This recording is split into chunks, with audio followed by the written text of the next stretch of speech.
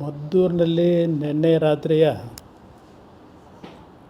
ಗಣೇಶನ ಒಂದು ವಿಸರ್ಜನೆಯ ಸನ್ನಿವೇಶದಲ್ಲಿ ಏನು ಒಂದು ಮೆರವಣಿಗೆಯನ್ನು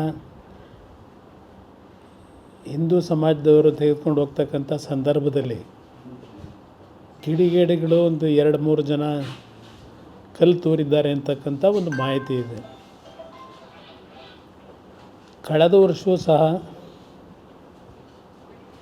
ಮಂಡ್ಯ ಜಿಲ್ಲೆಯಲ್ಲಿ ನಾಗಮಂಗಲದಲ್ಲಿ ಕಲ್ಲು ತೂರಿನ ಪ್ರಕರಣ ನಮಗೆ ನಿಮಗೆಲ್ಲರಿಗೂ ನೆನಪಿನಲ್ಲಿರ್ತಕ್ಕಂಥದ್ದು. ಹೋದ ವರ್ಷ ನಡೆದಂಥ ಪ್ರಕರಣ ಭಾಳ ಮೊದಲನೇ ಬಾರಿಗೆ ಮಂಡ್ಯ ಜಿಲ್ಲೆಯಲ್ಲಿ ಆ ರೀತಿಯ ಒಂದು ವಾತಾವರಣ ನಿರ್ಮಾಣ ಮಾಡಿದರು. ಅದು ಪುನರಾವರ್ತನೆ ಆಗಿರ್ತಕ್ಕಂಥದ್ದು. ನಾನು ಜಿಲ್ಲೆಯ ಜನತೆಗೆ ಮತ್ತು ಮದ್ದೂರಿನಲ್ಲಿ ವಿಶೇಷವಾಗಿ ಈ ಒಂದು ಪ್ರಕರಣವನ್ನು ದೊಡ್ಡ ಮಟ್ಟದಲ್ಲಿ ಹಿಂಸೆಗೆ ಒಳಗಾಗ್ತಕ್ಕಂಥ ರೀತಿಯಲ್ಲಿ ತೆಗೆದುಕೊಂಡು ಹೋಗ್ತಕ್ಕಂಥದ್ದಕ್ಕೆ ಅವಕಾಶ ಕೊಡಬೇಡಿ. ಬೆಂಕಿಯನ್ನು ಹಚ್ಚತಕ್ಕಂಥ ಕೆಲಸ ನಡೀತಾ ಇದೆ. ಅದಷ್ಟೇ ಅಲ್ಲ, ಮಂಡ್ಯ ಜಿಲ್ಲೆಯಲ್ಲಿ ಎಂದೂ ಸಹ ಈ ರೀತಿಯ ಪ್ರಕರಣಗಳು ಆಗ್ತಾ ಇರಲಿಲ್ಲ. ಶಾಂತಿಯ ಜೀವನವನ್ನು ಮಂಡ್ಯ ಜಿಲ್ಲೆಯ ಜನ ನಿರ್ವಹಣೆ ಮಾಡ್ತಾರೆ. ಇಂಥ ಒಂದು ಪ್ರಕರಣಗಳು ಭಾಳ ಗಂಭೀರವಾದಂಥ ಪರಿಸ್ಥಿತಿಗಳಿಗೆ ತೆಗೆದುಕೊಂಡು ಹೋಗ್ತಕ್ಕಂಥದ್ದು ದಯವಿಟ್ಟು ನಾನು ನಿಮ್ಮೆಲ್ಲರಲ್ಲಿ ಮನವಿ ಮಾಡ್ತೇನೆ, ಇದಕ್ಕೆ ಅವಕಾಶ ಕೊಡಬೇಡಿ. ಇವತ್ತು ಇಂಥ ಒಂದು ಘಟನೆ ಇಷ್ಟು ದೊಡ್ಡ ಮಟ್ಟದಲ್ಲಿ ನಮ್ಮ ಒಂದು ಜಿಲ್ಲೆಯಲ್ಲಿ ನಡೀತಾ ಇರತಕ್ಕಂಥದ್ದಕ್ಕೆ ಮೂಲ ಕಾರಣ ನಮ್ಮ ಜಿಲ್ಲೆ ಅಷ್ಟೇ ಅಲ್ಲ, ಇಡೀ ರಾಜ್ಯದಲ್ಲಿ ಕಾಂಗ್ರೆಸ್ನ ಆಡಳಿತದ ನಡವಳಿಕೆಗಳೇನಿದ್ದಾವೆ, ಇವತ್ತು ಕಾಂಗ್ರೆಸ್ನ ಆಡಳಿತದಲ್ಲಿ ಹಿಂದೂ ಸಮಾಜವನ್ನು ಒಂದು ಅಸಮಾಧಾನಕ್ಕೆ ಒಳಗಾಗ್ತಕ್ಕಂಥ ಒಂದು ವಾತಾವರಣ ಇವತ್ತು ನಿರ್ಮಾಣ ಮಾಡ್ತಾ ಇರತಕ್ಕಂಥದ್ದು ಕಾಂಗ್ರೆಸ್ ಪಕ್ಷ. ಅದು ಪ್ರತಿನಿತ್ಯ ನಾವು ನೋಡ್ತಕ್ಕಂಥದ್ದೇನಿದೆ.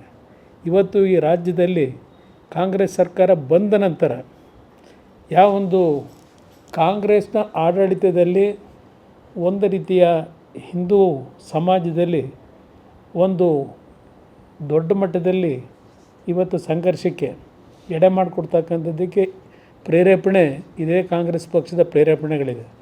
ಇದಕ್ಕೆ ನಮ್ಮ ಹಿಂದೂ ಸಮಾಜದಲ್ಲಿ ಹೌದು ಎಲ್ಲರಲ್ಲೂ ಒಂದು ಭಾವನೆ, ಈ ಕಾಂಗ್ರೆಸ್ನ ನಡವಳಿಕೆಯಿಂದ ಇವತ್ತು ನಮ್ಮ ಹಿಂದೂ ಸಮಾಜದ ಯುವಕರಿರ್ಬೋದು, ಹಿಂದೂ ಸಮಾಜದ ಬಂಧುಗಳು ಅಸಮಾಧಾನಕ್ಕೆ ಒಳಗಾಗಿರ್ತಕ್ಕಂಥದ್ದು ಒಂದು ಕಡೆ ಇದೆ. ಇಂಥ ಪರಿಸ್ಥಿತಿನಲ್ಲಿ ಈ ಕಲ್ಲುಗಳನ್ನು ಹೊಡೆಯತಕ್ಕಂಥದ್ದು ಇದರ ಹಿನ್ನೆಲೆ ಒಂದು ಸಂಘರ್ಷಕ್ಕೆ ಈ ಎರಡೂ ಸಮಾಜಗಳನ್ನು ಇವತ್ತು ದೂಡ್ತಕ್ಕಂಥದ್ದೇನಿದೆ, ಇದಕ್ಕೆ ಮೂಲ ಕಾರಣ ಕಾಂಗ್ರೆಸ್ ಪಕ್ಷ ಇದೆ. ನಾವಿದರಲ್ಲಿ ರಾಜಕೀಯ ಮಾಡಲಿಕ್ಕೆ ಈ ಹೇಳಿಕೆಗಳನ್ನು ಕೊಡ್ತಾ ಇಲ್ಲ. ಇವತ್ತು ರಾಜ್ಯದಲ್ಲಿ ನಡೀತಿರ್ತಕ್ಕಂಥ ವಾತಾವರಣ ನೋಡಿದಾಗ ಯಾವುದೋ ಒಂದೆರಡು ಜಿಲ್ಲೆಗಳಲ್ಲಿ ಹಿಂದೆ ಸಣ್ಣ ಪುಟ್ಟ ಗಲಾಟೆಗಳಿತ್ತು ಗಣೇಶನ ಉತ್ಸವದಲ್ಲಿ. ಇವತ್ತು ಇಡೀ ರಾಜ್ಯದ ಮೂಲೆಯಲ್ಲಿ ಈ ರೀತಿಯ ವಾತಾವರಣ ನಿರ್ಮಾಣ ಮಾಡಲಿಕ್ಕೆ ಇದೇ ಕಾಂಗ್ರೆಸ್ ಪಕ್ಷದ ಆಡಳಿತ ಕಾರಣ. ಇವತ್ತು ಈ ರೀತಿಯ ಒಂದು ಮದ್ದೂರಿನ ಘಟನೆ ಸಾವಿರಾರು ಜನ ಏನು ಸೇರಿದ್ದಾರೆ ಅಲ್ಲಿ. ಕಾಂಗ್ರೆಸ್ನ ಪತನಕ್ಕೆ ದಾರಿ ಯಾವ ರೀತಿ ಮೂಡ್ತಾ ಇದೆ ಅಂತಕ್ಕಂಥದ್ದು ಈ ಘಟನೆಯಿಂದ ಆ ಮದ್ದೂರಿನ ಜನತೆ, ಇಡೀ ರಾಜ್ಯದ ಜನತೆಗೆ ಇವತ್ತು ಏನು ಒಂದು ಸಂಘರ್ಷಕ್ಕೆ ಒಳಗಾಗಿರ್ತಕ್ಕಂಥದ್ದೇನಿದೆ, ಇವತ್ತು ಅವರ ಪ್ರತಿಭಟನೆ ಏನಿದೆ, ಇದೆಲ್ಲವನ್ನ ನೋಡಿದಾಗ ಕಾಂಗ್ರೆಸ್ ಪಕ್ಷದ ಅವನತಿ ಪ್ರಾರಂಭ ಆಗ್ತಿದೆ ಅಂತಕ್ಕಂಥದ್ದನ್ನು ಕಾಂಗ್ರೆಸ್ನ ನಾಯಕರು ಅರ್ಥ ಮಾಡ್ಕೊಳ್ಳದೇ ಇದ್ದರೆ ಅವರ ಪಕ್ಷದ ಮುಂದಿನ ದಿನಗಳ ಒಂದು ಘಟನೆ ಒಂದು ಸೂಸೈಡಲ್ ಆಗ್ತಕ್ಕಂಥದ್ದು, ಅವರ ಈ ಒಂದು ತಪ್ಪುಗಳಿಂದ ಅಂತಕ್ಕಂಥದ್ದನ್ನು ಪತನಕ್ಕೆ ಕಾರಣ ಆಗ್ತಕ್ಕಂಥದ್ದನ್ನು ಅರ್ಥ ಮಾಡ್ಕೊಂಡು ಮುಂದುವರೆದ್ರೆ ಮುಂದಕ್ಕೆ ಸ್ವಲ್ಪ ಉಳ್ಕೋತಾರೆ.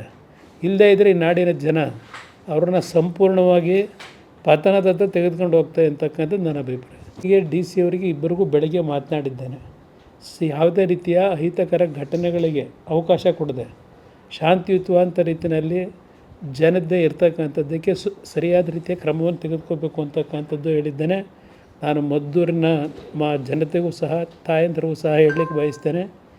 ಈ ಒಂದು ಘಟನೆಯ ಹಿನ್ನೆಲೆಯಲ್ಲಿ ಹಲವಾರು ಅಮಾಯಕರ ಬದುಕಿನ ಮೇಲೆ ಯಾವುದೇ ರೀತಿಯ ಜೀವಕ್ಕೆ ಹಾನಿಯಾಗದೇ ಇರತಕ್ಕಂಥ ರೀತಿಯಲ್ಲಿ ನಿಮ್ಮಗಳ ಒಂದು ಹೋರಾಟ ಇರಬೇಕು ಅಂತಕ್ಕಂಥದ್ದು ಹೇಳ್ತೀನಿ.